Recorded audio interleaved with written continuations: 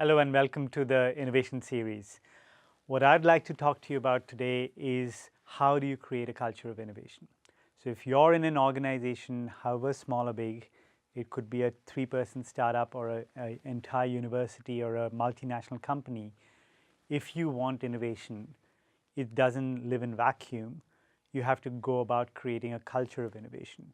And if you really have a culture of innovation, then everybody from the dean to the janitor or the CEO to the driver is a part of coming up with innovative solutions, however big or however small. Okay, so building an innovation culture is about creating an entire ecosystem.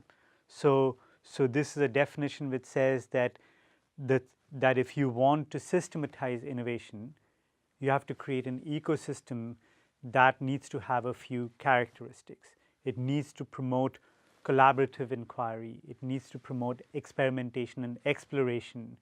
It needs to create a mindset of change. The question is, what are we changing? And always looking for opportunities for improvement.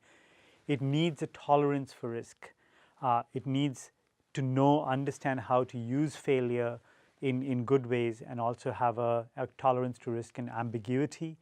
It needs to accept and it needs to commit to learning from setbacks. So failure is not an enemy, but it's something to learn from. There are very few types of failures that you want to avoid, but the rest of them are your friends. Okay? So the failure is probably one of the biggest things that keeps organizations and individuals from being able to be innovative. Because we've been taught from the time we are small that do not fail. Do not fail. You can't be allowed to fail. And in certain cultures and countries, if you fail, you're seen as a failure, and people don't talk about your failure and they sweep it under the rug and feel a little ashamed about talking about it. But this is a colossal mistake, because the point one is then saying is that one can go from where one is to spectacular success without ever experiencing failure. And I can tell you, I'm situated in Silicon Valley, which is known for its having been very, very successful in the tech world and many, many different innovations. The one thing Silicon Valley gets is failure. It understands the value of failure, and people celebrate failure. So if there's some entrepreneur who's tried a company and failed, they go and ask for more money for the next startup, and they say, I've learned from my failure and I have had the guts to try. What have you had the guts to do, right?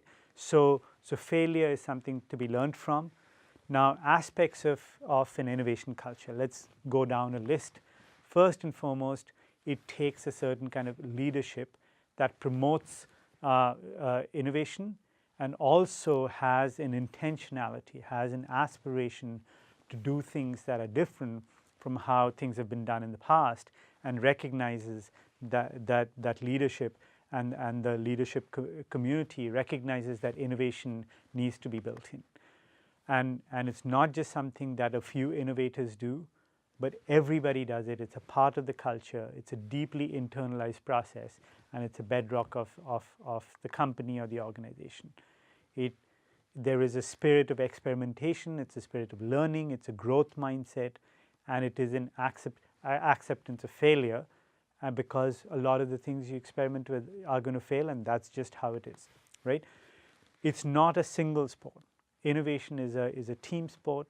And you need to create processes that bring people together, and you collaborate together and you create together. And often these people who come in together are not from the same discipline. They are from different disciplines. The innovation process is so democratized that a good idea is a good idea no matter whether the CEO came up with it or the peon came up with it. It's a good idea. So the innovation process should celebrate the idea, not the person who came up with it. Now, increasingly in the innovation world, we are finding that transdisciplinarity is one of the true differentiators.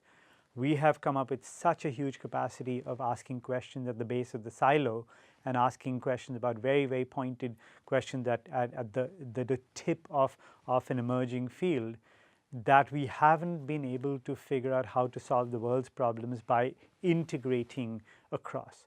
And to use Peter Senge's metaphor, we are trying to look, each field is looking at a reflection in a piece of the mirror that has been shattered, and we do not have the capacity to look at the entire reflection of the mirror, so we are not being able to make sense.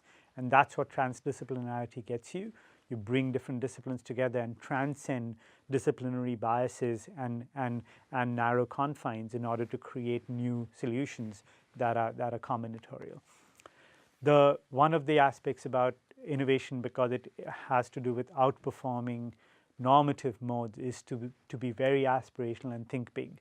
And if you set yourself a target that is very large and work back from that, chances are that you will innovate your way into that scale.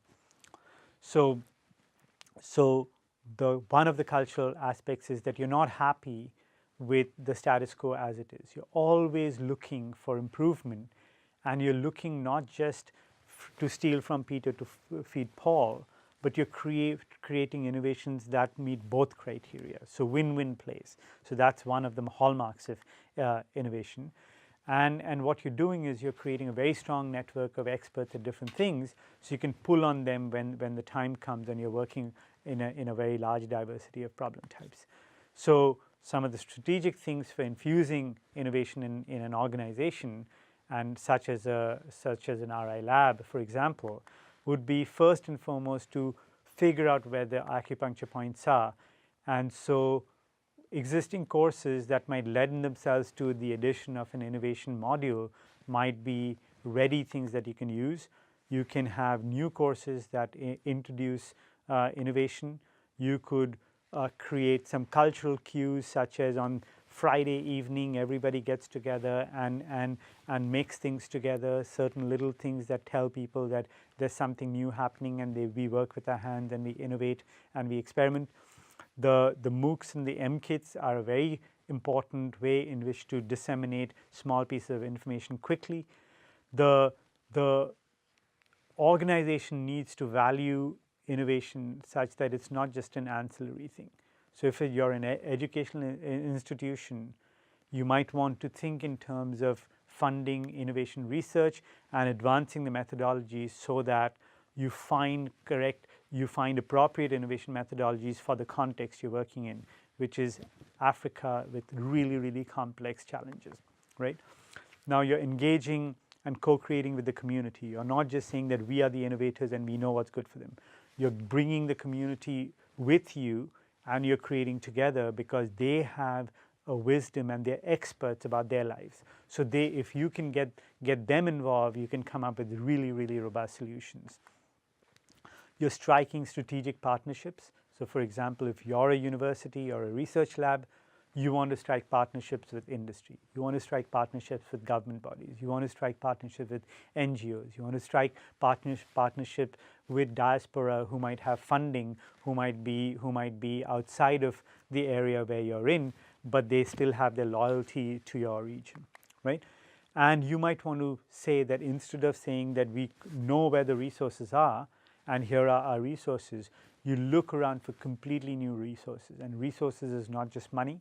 It can be space, it can be people, it can be events, it can be information, it can be many, many different things. It can be a community of people who are otherwise disenchanted, but you can co-opt them into your cause, and suddenly they are the people who are driving innovation. Particularly in the network world that we are, your resources needn't be local. They can be anywhere in the world, right? And what we have found to be very, very useful is to have some large platform projects where the project is tough, there are many components to it, it forces people to come together and work together, and these platform projects keep going and people come in and out of it, and there's a lot of learning that happens, there's a lot of innovation that happens, okay? Now, one of the big things about education is that there are many ways in which we have educated people. There are ways in which you can just shove the information at people and then they comply. They will go through the course and so on, and they will yawn and say, okay, we've done the exam and we are done. But innovation is, it's best not to do it if it's done in this way. you're not just trying to get people to identify as being innovators, but you're really trying to get them to internalize this value system. Because innovation is its own perceptual lens, it's a whole philosophy. Once you drink this new drink, you look at the world in a different way. You're a changed person. You look at the world in terms of opportunities and creative solutions, and you have to internalize it. So your pedagogy and the culture needs to account for that. Thank you very much.